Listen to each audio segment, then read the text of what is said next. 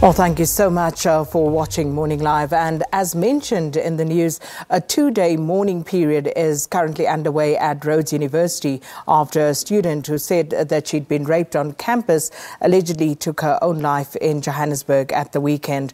And in addition, another campus rape case, this time at the Nelson Mandela University in Port Elizabeth, has been withdrawn. So for more on these stories, we cross now to our reporter Iviwe Poti in the Eastern Cape.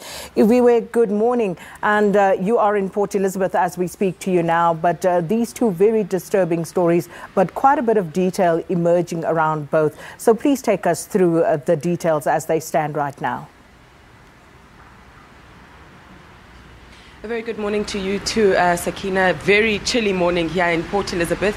And what we can tell you, yesterday we were at both campuses with a fellow colleague, Jade Lee Polsa, who was at Nelson Mandela University, and I was at Rhodes University. I think first let's start with Rhodes University and just look at the surrounding factors there, where the case, actually, the incident happened around May, but the case was only reported to the institution about a week ago. The alleged perpetrator has been served with a suspension letter pending the investigation that is going through. We did manage to speak to management at Rhodes University, whom said that, although Kenzani allegedly has taken her life over the weekend, they are going to work very closely with the police, hoping to also work with the NPA to ensure that this case is thoroughly investigated and they get to the root cause and exactly what happened around May and what would have actually caused her to maybe, result or feel like this was the only act in terms of freeing herself or finding closure. And from yesterday up until today, the institution has given students as well as lecturers 2 days to mourn the death of Kenzani, as well as to sensitize students around the issues in terms of not only necessarily rape, which in South Africa we focus on a lot of the time, but also what comes with it, the emotional stress, the emotional damage that people go through when these incidents happen, when your rights are being violated. Also, when we talk about universities, they're going to be looking at when you're in a relationship, what is consent, how far can you go, and what does no actually mean. And also looking at the Nelson Mandela University, we will be speaking to clinical psychologist Kempi van Rooyen, who also heads up the Rape Crisis Center here in Port Elizabeth.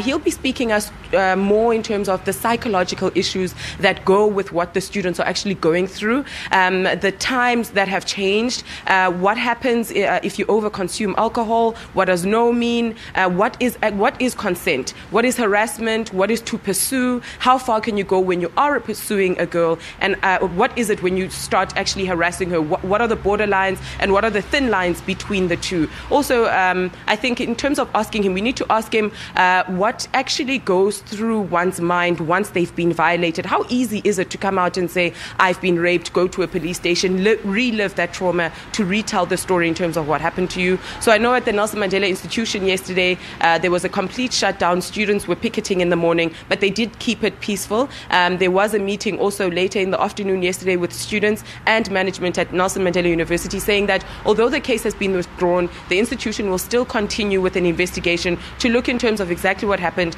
and also sensitize students, male and female, in terms of accusing people of rape or coming out to say, I am a rape victim and this is the perpetrator. What are the sensitivities around those issues and what are the repercussions? So later on this morning, crossing to you in the Morning Live Bulletin, we'll be speaking to Kempi van Rooyen, who'll tell us a bit more from the clinical psychology side in terms of what these students are actually going through. Well, thank you so much, Iviwe Poti, our reporter out there in Port Elizabeth, and those conversations not to be missed here on Morning Live. We're going to go to a break, and when we come back, Leanne will be speaking to Deputy Minister of COGTA, Andries Now.